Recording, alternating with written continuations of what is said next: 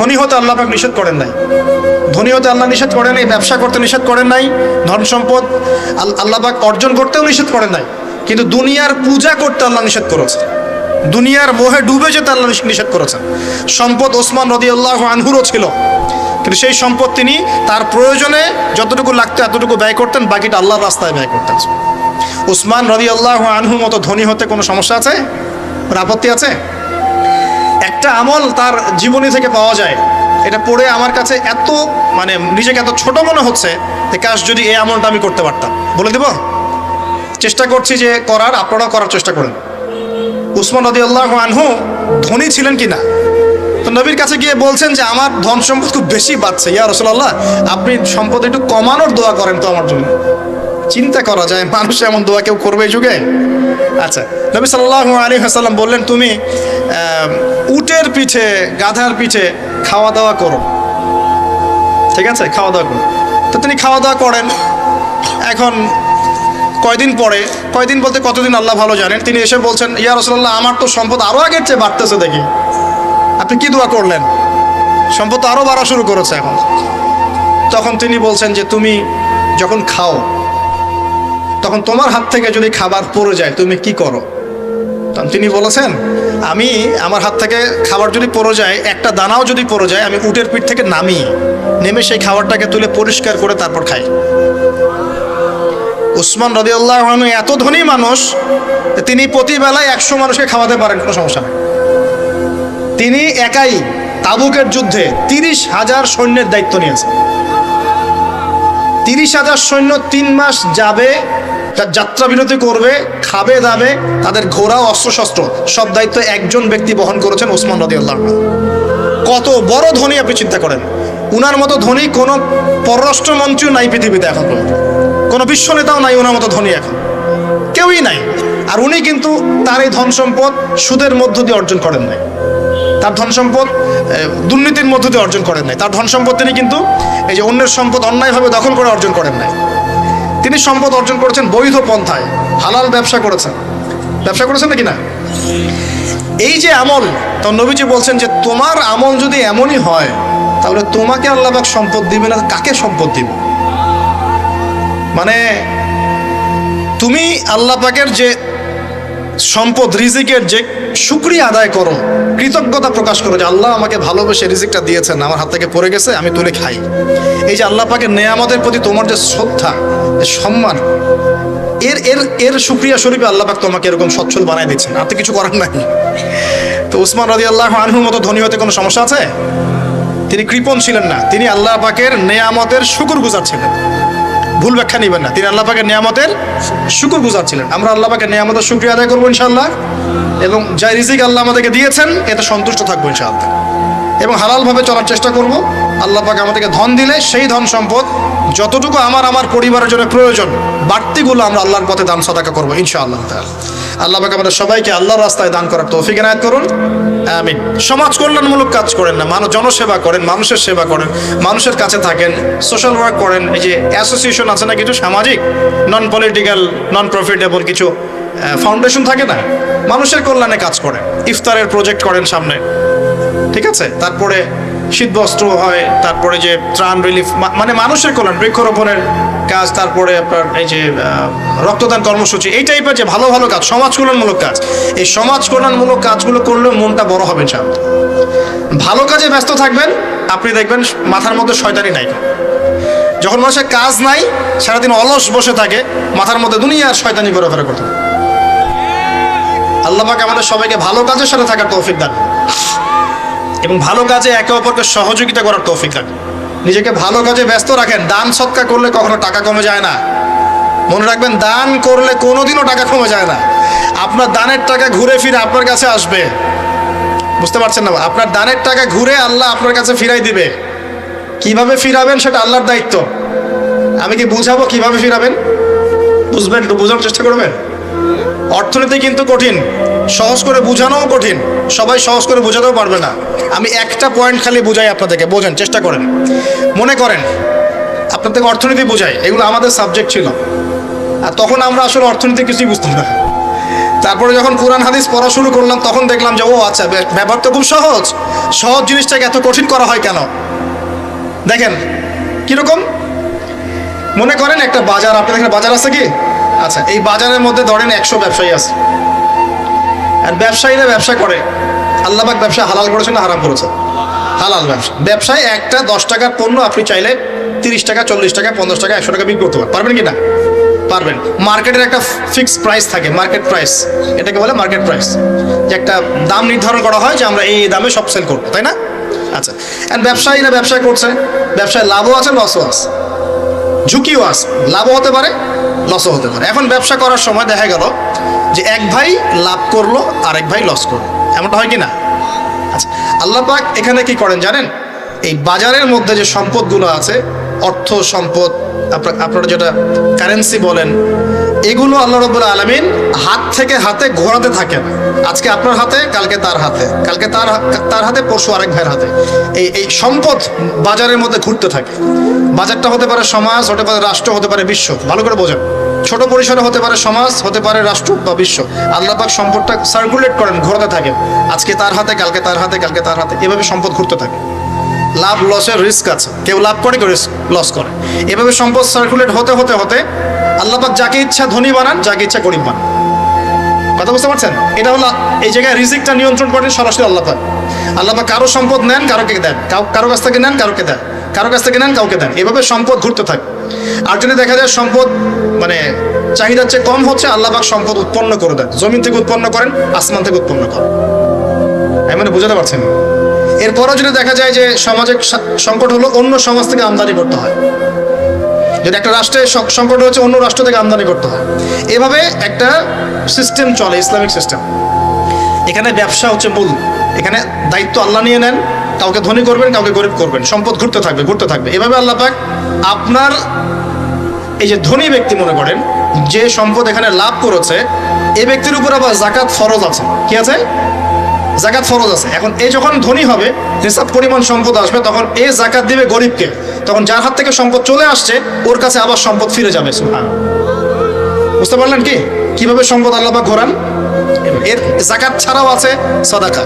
সাদাকা ছাড়া সাদাকাতুল ফিতর আছে, অনুদান আছে, এবং নরমালি আল্লাহ পাক কিন্তু সদকা করতে উৎসাহিত করেন। এইভাবে একটা ইকোনমিক সিস্টেম চলতে থাকে, ছোট বা বড় পরিসরে। এইভাবেই মদিনা টিকে ছিল, এভাবেই মদিনার ইকোনমিক সিস্টেম চলতো নবী সাল্লাল্লাহু আলাইহি ওয়াসাল্লামের যুগে। তো সেখানে আরো একটা বিষয় এক্সট্রা ছিল, যেটা এখন নাই। সেটা ছিল গনিমত। সেটা কি? রাসূল সাল্লাল্লাহু আলাইহি ওয়াসাল্লাম সাহাবীরা বিভিন্ন যুদ্ধ এবং জিহাদ করতেন কিনা? না, তারা তো এগুলো করতেন না। মসজিদে বসে খালি সুবহানাল্লাহ পড়তেন, হ্যাঁ নাকি? বদর উহুদ তো হয়নি ইসলামে, হয়েছে? বদর উহুদ বলে কোনো যুদ্ধ হয়েছে নাকি? এগুলো বললে তো দেখা যাবে বাপরে বাপ, অবস্থা খারাপ। হ্যাঁ, জিহাদি বয়ান শুরু করে দিয়েছে। তখনই মুসলিমরা যুদ্ধে গিয়েছে এবং জয় করেছে, তখন বিপুল গনিমতের সম্পদ লাভ করেছে। বুঝতে পারছি? গনিমত মানে ওই যে যাদের সাথে যুদ্ধ হচ্ছে, ওদের সব সম্পত্তি মুসলিমরা তখন পেয়ে যায়, কারণ ওগুলো ছেড়ে ওরা পালিয়ে যাবে। এটা এর মধ্য দিয়ে মুসলিমরা ব্যাপক সচ্ছলতার মুখ দেখেছিল। খায়বারের যুদ্ধে জয়ের মধ্য দিয়ে মুসলিমরা প্রায় 1/3 সম্পদ পেয়েছিল আরবের মধ্যে। জাজিরাতুল আরবের 1/3 সম্পদ শুধু খায়বার যুদ্ধ জয়ের মধ্য দিয়ে লাভ করা হয়েছে। ওইটা তো নাই, এখন ক্লোজড। আমি ওগুলো বাদ দিয়ে এই সিস্টেমগুলোর কথা বললাম, সাদাকা, ব্যবসা ইত্যাদি ইত্যাদি। তার মানে ইসলামিক ইকোনমিক সিস্টেমের মধ্যে আল্লাহ পাক সম্পত্তি নিয়ন্ত্রণ করছেন এবং কাউকে ধনী বানাচ্ছেন, কাউকে গরিব করছেন। সম্পদ হাতে হাতে ঘুরছে, যে ধনী সে আবার জাকাত দিচ্ছে, তখন গরিবের কাছে ধনীর সম্পত্তি চলে আসছে। এখন চলমান সিস্টেমে কি সমস্যা হয়? যখন আপনি ব্যবসাটাকে গুটিয়ে নিয়ে সুদটাকে প্রাধান্য দিচ্ছেন, মানে সুদের মধ্যে কি লাভ লস দুটা রিস্ক আছে, ঝুঁকি আছে কোনো? সুদে আপনি যখন খান, আপনি কি বলেন যে ঠিক আছে আমি 100 টাকা নিলাম, ব্যবসায় লাভ হলে আমি দিব 50%, লস হলে 50%? এটা তো সুদ না, এটা তো সুদ না। এটা কি সুদ? যখন আপনি বলেন যে আমি 100 দিয়েছি, আমাকে 110 দেওয়া লাগবে, 100 দিয়েছি আমাকে 110ই দেওয়া লাগবে, আপনি তো লসের রিস্ক নিবেন না? নিবেন? সুদখোর কি লসের ঝুঁকি নিবে নাকি লাভের শর্তে টাকা দিবে? এখন যখন আপনি লাভ লসের ঝুঁকি নিচ্ছেন না, তখন একজন লাভ করা একজন লস করার কোনো সিস্টেম বাজারে থাকছে না।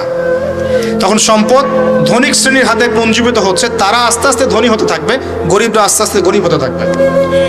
এরও উপরে যখন সে আবার জাকাত দিবে না, তখন ওই সম্পদ আবার গরিবের কাছেও ফিরে আসবে না। এভাবে সুদের মধ্য দিয়ে সম্পদ সংকীর্ণ হয়ে যায়, একদম একটা মার্কেট, সমাজ, রাষ্ট্র মেসাকার অবস্থা হয়, দেউলিয়া হয়ে চলে যাবে। একটা একটা করে কথা বলেছিলাম, ফলেছিল কি অর্থনীতির কথাগুলো? পাকিস্তানের কথা ফলেছে? পাকিস্তানের সামনে আরো ভয়াবহ পরিণতি আছে। আর এগুলো থেকে শিক্ষা না নিতে পারলে আমাদের সামনে ক্ষতি আছে। এগুলো বলবেই বাকে, বোঝাবেই বাকে। আর আল্লাহ পাক আমাদের কথা গ্রহণ করার মানসিকতা দান করুন। কমপক্ষে কথাগুলো শুনে একটু যাচাই করার তৌফিক আল্লাহ দান করুন। যাচাই করার পর যদি দেখা যায় যে হ্যাঁ ঠিকই বলেছে ছেলেটা, বা কম কিছুটা হলেও ঠিক বলেছে, ওইটুকু অন্তত গ্রহণ করার তৌফিক আল্লাহ দান করুন। একবারে যদি নেগলেক্ট করে দূর এইসব কথা শোনারই দরকার নাই, তাহলে তার কিছু হইল না।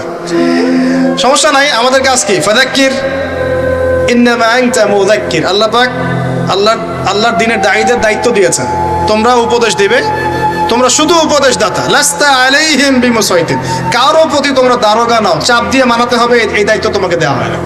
জাস্ট বলে দিয়ে চলে আসে সামনে আসে। ফাযাক্কির ইন নাফাআতিয যিকরা, তুমি উপদেশ দিবে হে নবী। সায়াযাক্কারু মান ইয়াখশা, যে উপদেশ গ্রহণ করবে সে শীঘ্রই গ্রহণ করবে, যে আল্লাহকে ভয় করে সে শীঘ্রই উপদেশ গ্রহণ করবে ইনশাআল্লাহ তাআলা। প্রিয় ভাইরা, তো এখনকার চলমান বিশ্বের ইকোনমিটা হচ্ছে সুদ ভিত্তিক। এই কারণেই ইকোনমিক সমস্যাগুলো, মন্দাগুলো, স্যাংশনগুলো, করাপশনগুলো, এগুলো সুযোগ থেকে যায়। আদারওয়াইজ ইসলামিক ইকোনমিক সিস্টেম পরিপূর্ণরূপে থাকলে এই সমস্যাগুলো হতো না। রমজান মাসে ওয়াদা নাম্বার 5, কয়টা ওয়াদা করছেন এই পর্যন্ত ভাই? 4টা। ওয়াদা নাম্বার 5 হচ্ছে রমজান মাসে যার যার জাকাত ফরজ হয়, জাকাত অবশ্যই জাকাত আদায় করে দিবেন ইনশাআল্লাহ। করবেন কি না? আপনারা কি মনে করেন যে নামাজই খালি ফরজ, জাকাত ফরজ না? জাকাত ফরজ না? যে কেউ যদি মনে করে নামাজ ফরজ, জাকাত ফরজ না, সে ব্যক্তি কাফের। হ্যাঁ, আমার ফতোয়া না, যে কোনো আলেমকে জিজ্ঞাসা করেন না, যে কোনো মাযহাবের আলেমকে জিজ্ঞাসা করেন, যে কোনো মাযহাবে। মান ফাররাকা বাইনাস সালাতি ওয়াজ যাকাত, যে ব্যক্তি সালাত এবং যাকাতের মধ্যে পার্থক্য করে সে ব্যক্তি মুসলিম মিল্লাত থেকে খারিজ হয়ে যাবে। আবু বকর সিদ্দিক রাদিয়াল্লাহু আনহুর যুগে কিছু মানুষ যাকাত দিত না, দিতে চায় নাই। আবু বকর সিদ্দিকের মতো নরম মানুষ না মনে হয়, নরম মানুষ, নামাজে দাঁড়ালেই ঝরঝর করে কান্না শুরু করেন, নরম মনের মানুষ, তিনি যাকাত অস্বীকারীদের বিরুদ্ধে যুদ্ধ করলেন। ইতিহাস পড়ে দেখেন। তারপরে তারা ভয়ে যাকাত দেওয়া শুরু করলো। একজনের বিরুদ্ধে অ্যাকশন নেওয়া হয়েছে, বাকিরা ভয়ে যাকাত দেওয়া শুরু করেছে। রাষ্ট্রীয় কোষাগার সমৃদ্ধ হলো। মুসলিমরা কি ওই সময় সুদের মধ্য দিয়ে রাষ্ট্রীয় কোষাগার বৃদ্ধি করত? যাকাত ছিল, গনিমত ছিল, সাদাকা ছিল, ব্যবসা ছিল, কৃষি ছিল, এইগুলোর মধ্য দিয়ে তারা সমৃদ্ধ হতো। আর এই সমৃদ্ধি দিয়ে আমরা প্রায় 1200 বছর বিশ্ব শাসন করেছি। কত বছর? 1200 বছর আমরা বিশ্ব শাসন করেছি। আর এখন আমাদেরকে চাইতে হয়, লোন দেন, এই করেন, সেই করেন। আমাদেরকে নিচের হাত হইতে হয়েছে, নিচের হাত। কি লজ্জা আমাদেরকে নিচের হাত হতে হয়েছে, ওরা এখন উপরের হাত। ওরা আমাদেরকে এখন অনুদান দেয়, আবার সুদের শর্ত দিয়ে দিবে। তারপর তো IMF বুঝবেন না, ওইটাতে আমি যাচ্ছি না। এমন কিছু শর্ত দিবে যেটা রাষ্ট্রের গলার দড়ি চিপে রেখে দিবে একেবারে। এটা যারা এখানে বিজ্ঞ ব্যক্তিত্বরা আছেন তারা বুঝবেন আমার কথা। গলার মধ্যে দড়ি দিয়ে ফাঁস লাগিয়ে রেখে দিবে, এর নাম লোন দেওয়া। গলায় দড়ি দিয়ে ফাঁস ধরে রেখে দিবে, এর নাম লোন দেওয়া। দিবি না মানে টান দিয়ে নিয়ে নিবে। তারপর শ্রীলঙ্কা বানায় রেখে দিবে। শ্রীলঙ্কা এমনি হয়েছে নাকি? ওর গলায় আগে রশি পরাইছে, নে তুই নে, এগুলো সব নে।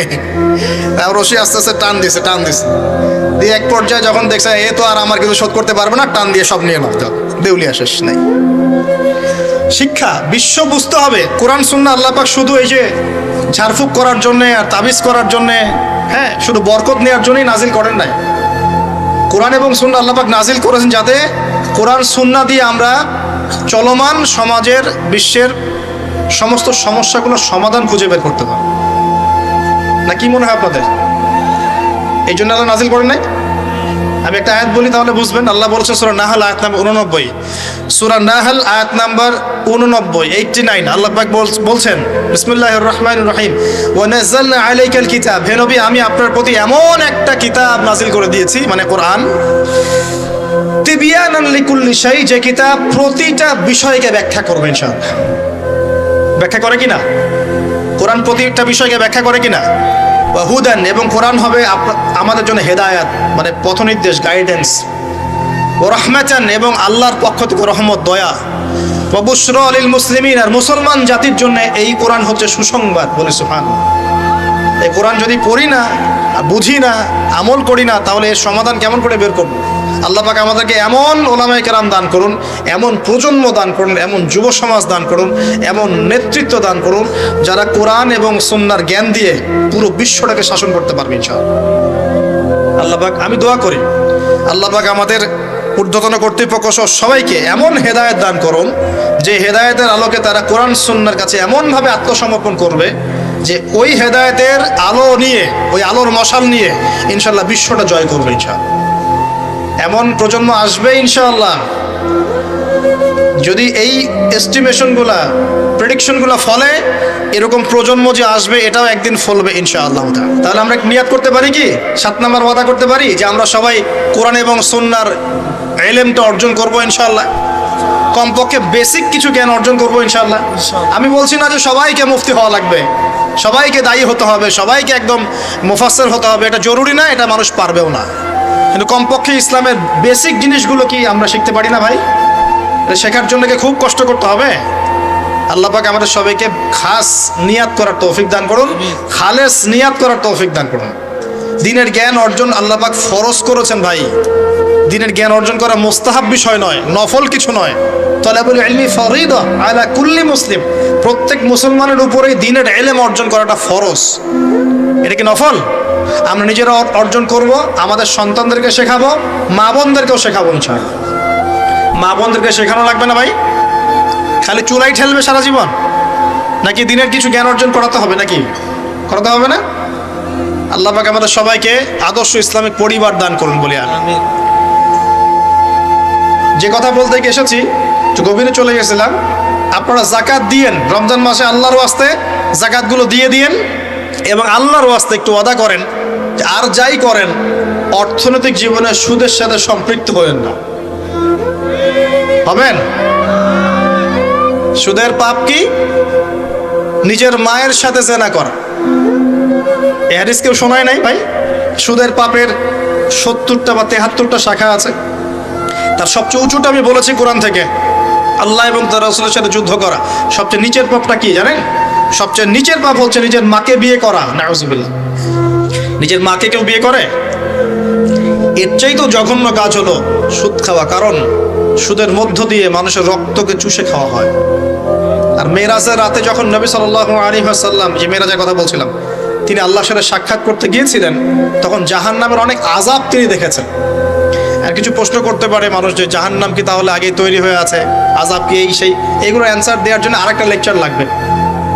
মনে রাখবেন, সময় এর নিয়ন্ত্রণ আল্লাহর হাতে। আমাদের কাছে অতীত, বর্তমান, ভবিষ্যৎ এই বিষয়গুলো আছে, আমাদের টাইম ফ্রেমের মধ্যে এটা আছে। আল্লাহ পাকের কাছে এইভাবে সময় না যে অতীত একটা, এটা বর্তমান, এটা ভবিষ্যৎ, এমন নয়। সব কিছু আল্লাহর সামনে, সব কিছু। আমরা যেখানে ঘুরি, এই সৌরজগতে আমরা ঘুরছি, এই যে ওয়াজ করছি যখন আমরা, এখনো জমিনটা ঘুরছে কি না? আমাদেরকে নিয়ে পৃথিবী ঘুরছে শূন্যের মধ্যেই। সুবহানাল্লাহ বলেন।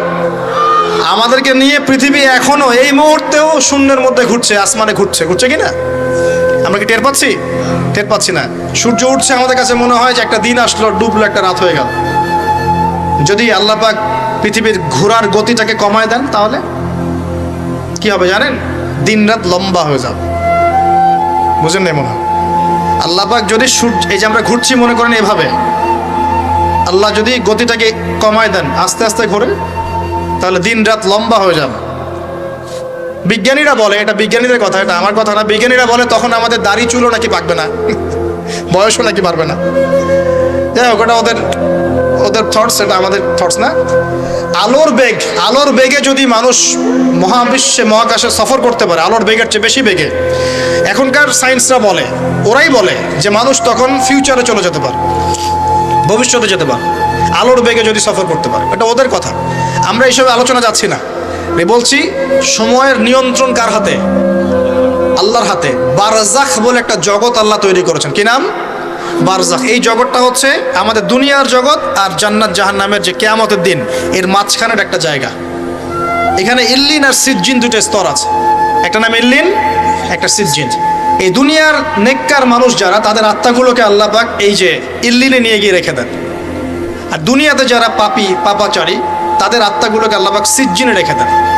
এই যে কবরের যে আযাব, যে আমরা একটা কথা বলি, এটা আযাব মূলত রুহের আযাব। কিসের আযাব?